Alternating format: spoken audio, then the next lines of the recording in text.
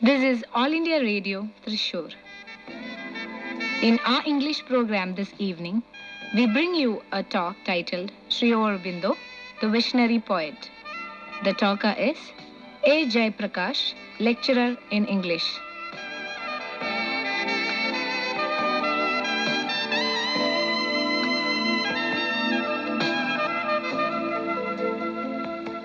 Some of the great names of modern Indian literature are also great names of modern Indian history. Sri Aurobindo is one of the rare gems that shines through the dark tunnels of history with its eternal presence. He was a multifaceted personality, shining bright in all the roles he played in his life.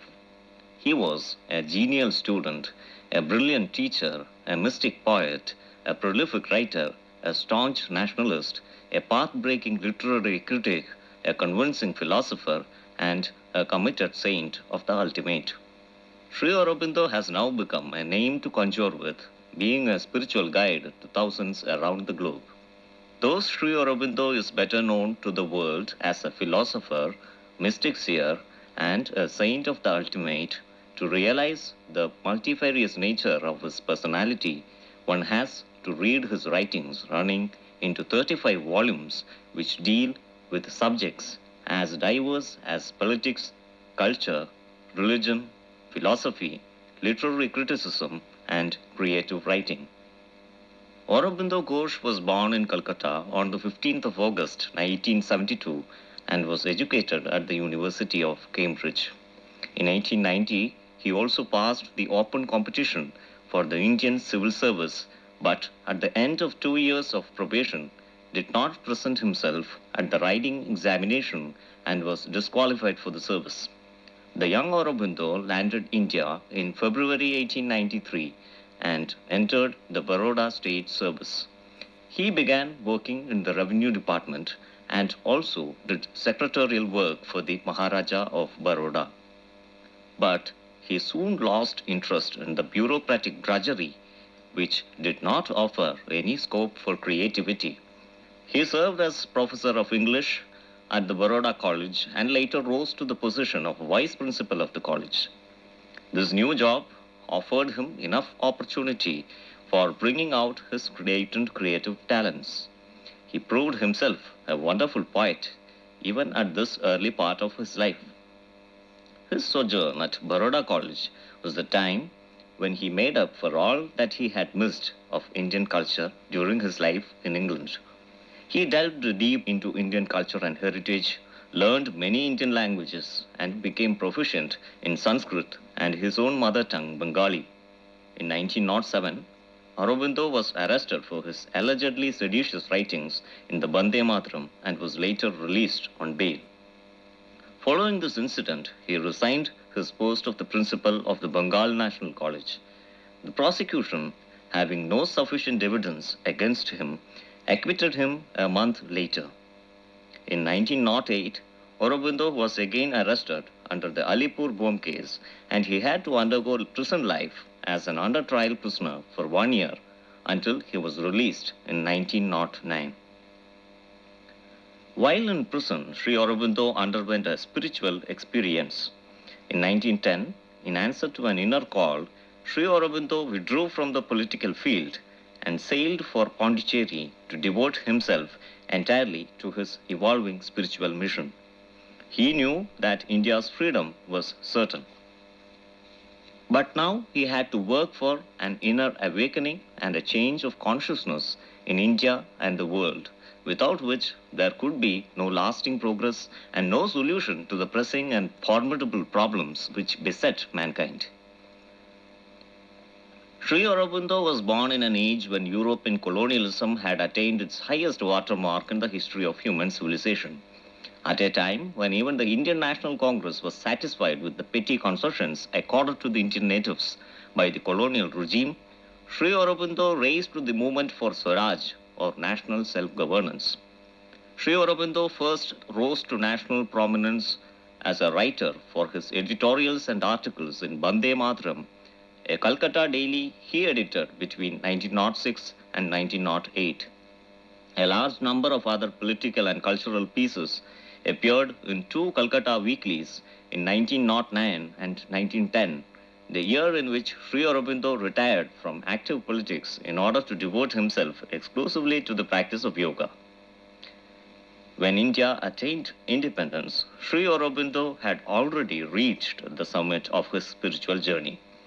Significantly, as he himself pointed out and noted with joy, India attained independence on his 75th birthday on the 15th of August 1947.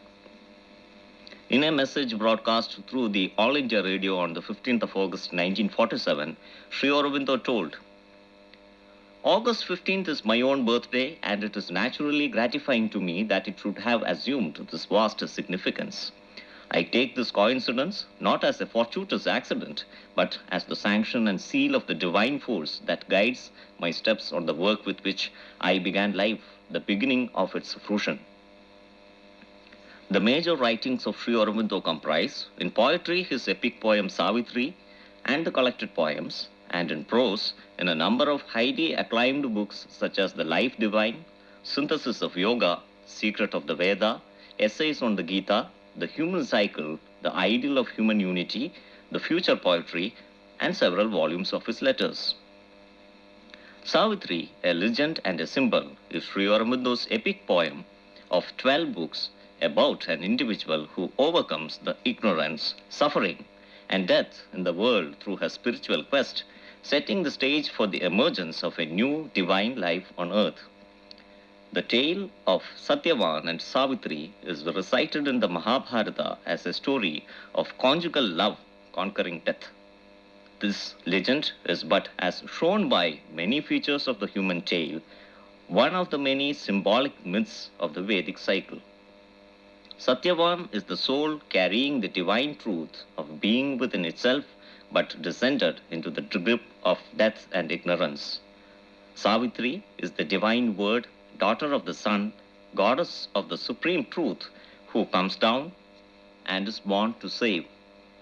Ashwapati, the lord of the horse, her human father, is the lord of tapasya, the concentrated energy of spiritual endeavor that helps us to rise from the mortal to the immortal planes. Dyumatsena, lord of the shining horse, father of Satyavan, is the divine mind, here fallen blind, losing its celestial kingdom of vision, and through that loss its kingdom of glory. Still, this is not a mere allegory. The characters are not personified qualities, but incarnations or emanations of living and conscious forces with whom we can enter into concrete touch, and they take human bodies in order to help man and show him the way from his mortal state to a divine consciousness and immortal life. Sri Aurobindo spent 35 years of his life on his masterpiece Savitri from 1915 till his death in 1950, but yet it is incomplete. Regarding this, he wrote in one of his letters, In fact, Savitri has not been regarded by me as a poem to be written and finished, but as a field of experimentation to see how far poetry could be written from one's own yogic consciousness and how that could be made creative.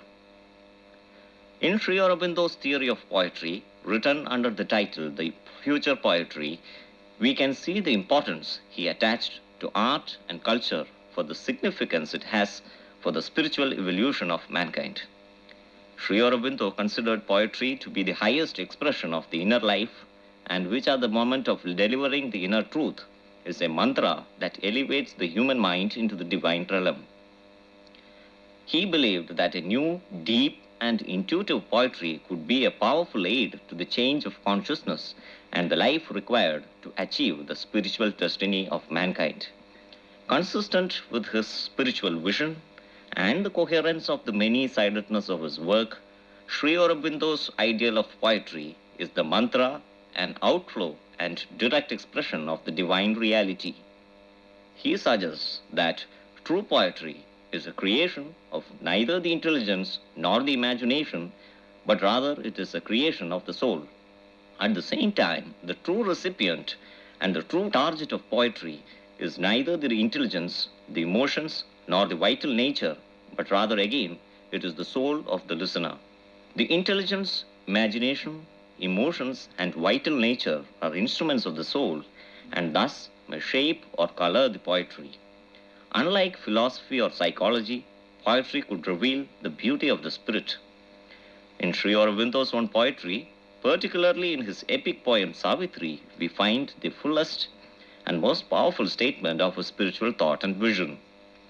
Sri Aurobindo was not just a poet who dreamt, but an activist who tried to bring his dreams into reality.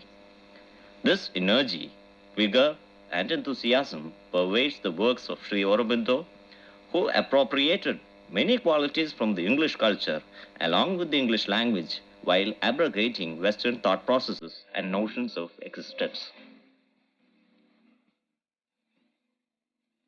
You were listening to A.J. Prakash talking on Sri Aurobindo. This program came to you from the Thrissur studio of All India Radio. Good night, everybody.